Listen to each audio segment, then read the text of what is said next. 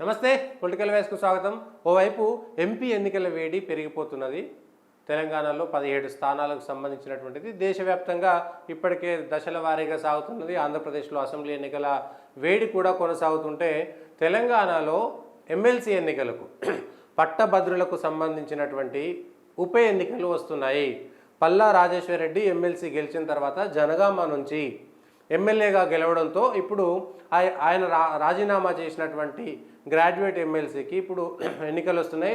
అది కూడా ఈ ఎంపీ ఎన్నికలతోటే ఈ వేడిలోనే మే ఎన్నికల్లో ఈ వేడిలోనే ఆ ఎమ్మెల్సీ ఎన్నికలు కూడా వచ్చేస్తున్నాయి. నోటిఫికేషన్ కూడా వచ్చేసింది, షెడ్యూల్ కూడా వచ్చేసింది. కాంగ్రెస్ పార్టీ ఇప్పటికే తీన్మార్ మల్లను తమ అభ్యర్థిగా ప్రకటించేసింది. తీన్మార్ మల్లన్న భువనగిరి నుంచి ఎంపీ అభ్యర్థిగా పోటీ చేస్తారు అనుకుంటే ఆయనకు ఎంపీ టికెట్ ఇవ్వలేదు. చామల కిరణ్ కుమార్ రెడ్డికి ఇచ్చారు. మన తీన్మార్ మల్లన్నకు కరీంనగర్ ఎంపీ అన్నారు, అది పోయి గతంలో ఎమ్మెల్సీకి ఇక్కడ పోటీ చేశాడు కాబట్టి ఇప్పుడు మళ్ళీ తీన్మార్ మల్లన్న పోటీ చేస్తున్నాడు. అయితే గతంలో పోటీ చేసినప్పుడు కోదండరామ్ ఉన్నాడు, పల్లా రాజేశ్వర్ రెడ్డి, తీన్మార్ మల్లన్న, బీజేపీ నుంచి ప్రేమేందర్ రెడ్డి, అది కాకుండా ఇంకా చాలామంది పోటీ చేశారు, రాణి రుద్రమ, వీళ్ళందరూ పోటీ చేశారు. అప్పుడు తీన్మార్ మల్లన్న టీఆర్ఎస్ సర్కార్ ఉంది కాబట్టి టీఆర్ఎస్ సర్కార్కు వ్యతిరేకంగా తను చేస్తున్నటువంటి వీడియోలు కావచ్చు, తను చేస్తున్నటువంటి మాటలు కావచ్చు, ప్రజల్లోకి కేసీఆర్ వ్యతిరేక శక్తులన్నీ కూడా తీన్మార్ మల్లన్న వైపు వెళ్ళినాయి. అప్పుడైనా కాంగ్రెస్కు సంబంధం లేదు, ఇటు కేసీఆర్కు సంబంధం లేదు, ఇండిపెండెంట్గా ఉన్నాడు. ఇప్పుడు అధికారంలోకి కాంగ్రెస్ వచ్చిన తర్వాత ఆయన విమర్శించలేనటువంటి పరిస్థితి. కాంగ్రెస్ ఇప్పుడు ఆయన జర్నలిస్ట్ కంటే కూడా కాంగ్రెస్ నాయకుడు, ఒకసారి పార్టీలో ఉండి క్యాంపెయినర్గా ఉన్న తర్వాత జర్నలిస్ట్ అంటే చెప్పడానికి బాగుండదు. సరే, ఆయన జర్నలిజంలో ఉన్నా కూడా ఆయన కాంగ్రెస్ నాయకుడు అనేటువంటిది ఇప్పుడు కాంగ్రెస్ అభ్యర్థిగా ఎమ్మెల్సీ ఎన్నికల్లో పోటీ చేస్తున్నాడు. అధికారికంగా కాంగ్రెస్ పార్టీ తీన్మార్ మల్లన్నను ప్రకటించింది కాబట్టి పోయినసారి తనకున్నటువంటి ఊపి ఇప్పుడు కొనసాగుతుందా? అప్పుడున్నటువంటి కేసీఆర్ వ్యతిరేకత తీన్మార్ మల్లన్న వైపు వస్తుందా? తీన్మార్ మల్లన్న కాంగ్రెస్ చేరడంలో టీఆర్ఎస్ వ్యతిరేకులంతా కూడా ఇప్పుడు కాంగ్రెస్కు ఖచ్చితంగా ఓటేస్తారని నమ్మకం ఉందా? అయితే నల్గొండ, ఖమ్మం, వరంగల్ జిల్లాలో ఎక్కువ శాతం ఎమ్మెల్యేలు కాంగ్రెస్ పార్టీ గెలవడం అనేటువంటిది ఒక అంశంగా చెప్పుకోవచ్చు. కానీ ఎంపీ ఎన్నికల్లో ఉన్నటువంటి ప్రభావం డిఫరెంట్గా ఉంటుంది. నాయకులంతా కూడా ఆ బిజీలో ఉండిపోయారు ఎంపీ ఎన్నికలకు సంబంధించినటువంటి దాంట్లో.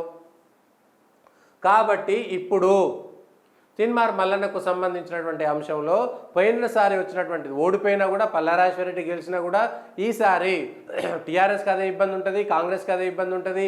తీన్మార్ మల్లన్న కాంగ్రెస్లో చేరింది కాబట్టి ఇండిపెండెంట్గా ఉన్నప్పుడు అందరూ ఓన్ చేసుకున్నట్టుగా, అందరూ తమ వాడనుకున్నట్టుగా ఈసారి తీన్మార్ మల్లన్నను అందరూ ఒప్పుకుంటారా లేదా? కాంగ్రెస్ పార్టీ ఇప్పటికే తీన్మార్ మల్లన్నను అధికారికంగా ప్రకటించింది. అంటే గతంలో ఫోటో దొరకలేదు, గతంలో బీజేపీలో చేరినప్పటి ఫోటో ఒకటి దొరికితే టక్కున వేసేసుకున్నాం. ఇక టీఆర్ఎస్ పార్టీ తరపు నుంచి ఏనుగుల రాకేష్ రెడ్డి, ఈయన కూడా గతంలో బీజేపీలో పనిచేసిండు. ఏనుగుల రాకేష్ రెడ్డి నేను పోటీ చేస్తా అనేటువంటిది, లేదంటే బీజేపీలో ఎమ్మెల్సీ టికెట్ ఇస్తే వచ్చి జాయిన్ అవుతా అనేటువంటి ప్రచారం కూడా సాగుతున్నది. ఏం జరుగుతుందో తెలియదు.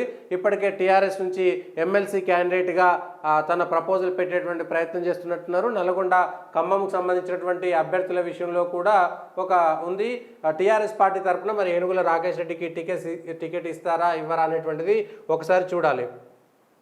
దీనికి సంబంధించిన దాంట్లో ఏనుగుల రాకేష్ రెడ్డికి ఇస్తారా ఇవ్వరా, ఎవరు ఉండేటువంటి అవకాశం ఉందనేటువంటిది చూడాలి. ఒకవేళ ఏనుగుల రాకేష్ రెడ్డికి ఇవ్వకపోతే ఇంకా మిగిలినటువంటి అభ్యర్థులు ఎవరు ఉంటారనేటువంటిది కూడా మరొకసారి ఆలోచించాల్సినటువంటి అంశం. ఇది టీఆర్ఎస్ పార్టీకి సంబంధించి. ఓడిపోయినటువంటి టీఆర్ఎస్కు మళ్ళా ఎమ్మెల్సీ ఎన్నికల్లో అంత ఆదరణ లభిస్తుందా లభించదా?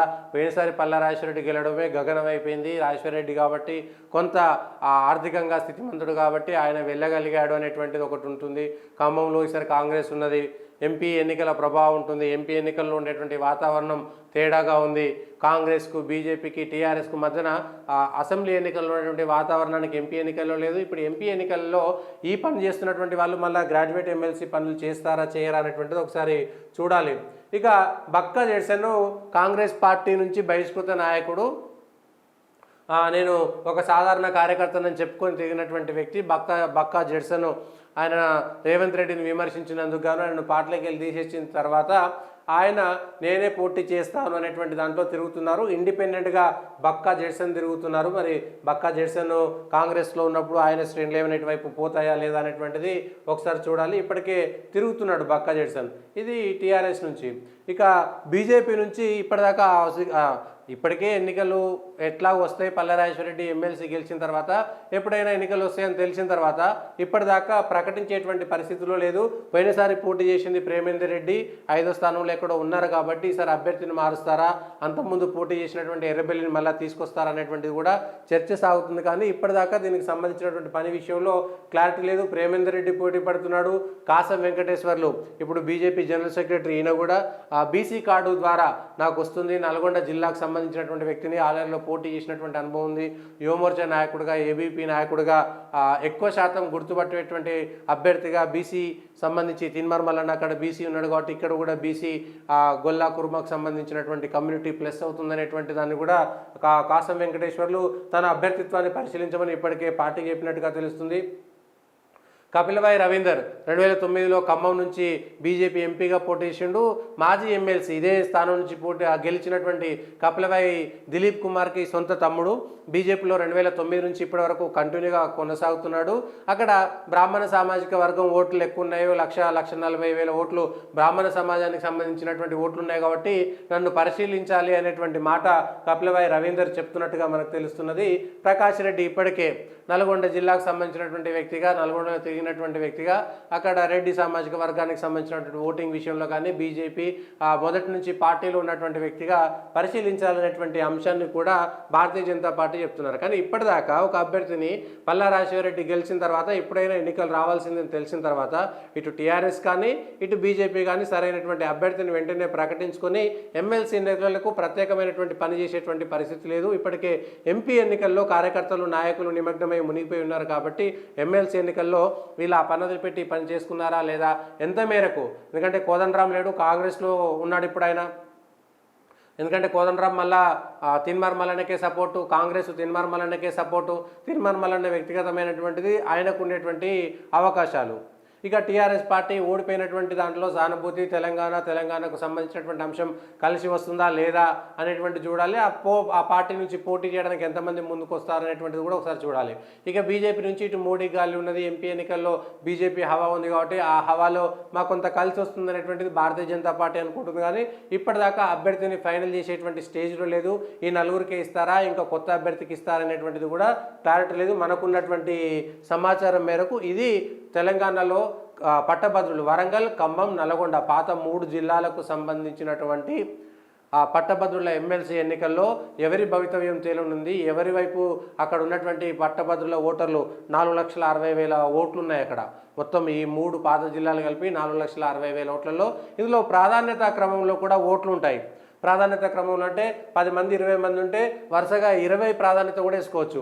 నాకు నచ్చినటువంటి వ్యక్తికి మొదటి ప్రాధాన్యత 1వ నెంబరు, ఇంకా 2, ఇంకా ఆయన కాకుండా ఈయన కూడా బాగానే ఉంటుంది అనుకుంటే 2వ నెంబరు, అట్లా ఆ బ్యాలెట్లో ఉన్నటువంటి ఎంతమంది ఉంటే అంతమందికి వరుసగా మనము ఇచ్చుకోవచ్చు. పొరపాటున కనుక ఒకరికి 2 పొరపాటునలో 30 మంది పోటీ చేస్తారు అనుకోండి, 5-6 మందిని గుర్తుపెట్టుకొని 5-6 ప్రాధాన్యతలు వేసి మళ్ళీ ఇంకొక ఆయన కూడా 5వ ప్రాధాన్యత 2 సార్లు వేసారు అనుకోండి, ఓటు చెల్లకుండా పోతుంది. సో అది కూడా జాగ్రత్తగా ఉండాల్సినటువంటి అంశము. కేవలం 1వ ప్రాధాన్యత 2వ ప్రాధాన్యత పోయినసారి తిన్మార్ మల్లన్నకు, పల్లారాజేశ్వరరెడ్డికి నువ్వానైనా అన్నట్టుగా కూడా సాగింది. ఇటు హైదరాబాద్కు సంబంధించినటువంటి గ్రాడ్యుయేట్ ఎమ్మెల్సీ ఎన్నికల్లో ఇటు సురభి వాణిదేవికి, రామచంద్రరావుకు మధ్య కూడా నువ్వానైనా అన్నట్టు పోటాపోటీగా సాగింది. ఈసారి కాంగ్రెస్ అధికారంలో ఉంది కాబట్టి కాంగ్రెస్కు కొంత ప్లస్ అవ్వచ్చు. తిన్మార్ మల్లన్నకు టీఆర్ఎస్ని విమర్శించిండు కాబట్టి అది ఫెచ్ అవుతుందా, ఇప్పుడు మైనస్ అవుతుందా అనేటువంటి చూడాలి. ఇండిపెండెంట్గా కాకుండా కాంగ్రెస్ దాంట్లో ఉన్నాడు కాబట్టి. సో ఎట్లా ఎవరి బీసీలు, ఎస్సీలు, ఎస్టీలు ప్లస్ ఇటు బ్రాహ్మణ సమాజం, అటు రెడ్డి సామాజిక వర్గాలు ఎవరు ఎటువైపు వెళ్తారనేటువంటిది కూడా కొంతవరకు ఉన్నది. 4,60,000 ఓట్లలో 50% పైన పోలైనటువంటి ఓట్లలో 50% పైన, ఒకవేళ పొరపాటున 4,60,000లో ఒక 4 లక్షలు పోలేననుకోండి, 2 లక్షల ఒక ఓటు వస్తే అప్పుడు ఆ అభ్యర్థి గెలిచినట్టు ఉంటుంది. 2 లక్షలు కాకుండా ఇద్దరికి ముగ్గురికి 1వ ప్రాధాన్యత మారిపోయి 1,90,000 వచ్చిననుకోండి, ఆ ప్రాధాన్యత ఓట్లను మళ్ళీ ముందుకు వెళ్ళిపోతూ ఉంటాయి.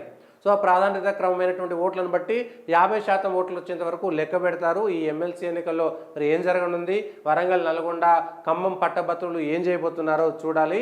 ఎమ్మెల్సీ ఎన్నికల్లో ఏ ప్రభావాలు ఉంటాయి, మోడీ ప్రభావం ఉంటుందా, రేవంత్ రెడ్డి సర్కారు హవా ఉంటుందా, లేదంటే కేసీఆర్ సింపతి అనేటువంటిది 3 అంశాలు ఇక్కడ పరిగణలోకి తీసుకోవాల్సి వస్తుంది. లేదంటే ఇండిపెండెంట్గా ఇంకెవరైనా బలమైనటువంటి అభ్యర్థి వైపు మొగ్గు చూపుతారా, ఈ అంశాలన్నీ కూడా మనం పరిగణలోకి తీసుకోవాల్సి ఉంటుంది. మరి ఏం జరుగుతుంది, ఎవరు గెలుస్తారు, ఎవరు ఓడిపోతారు అనేటువంటిది ఈ మేలోనే తెలిపోతుంది.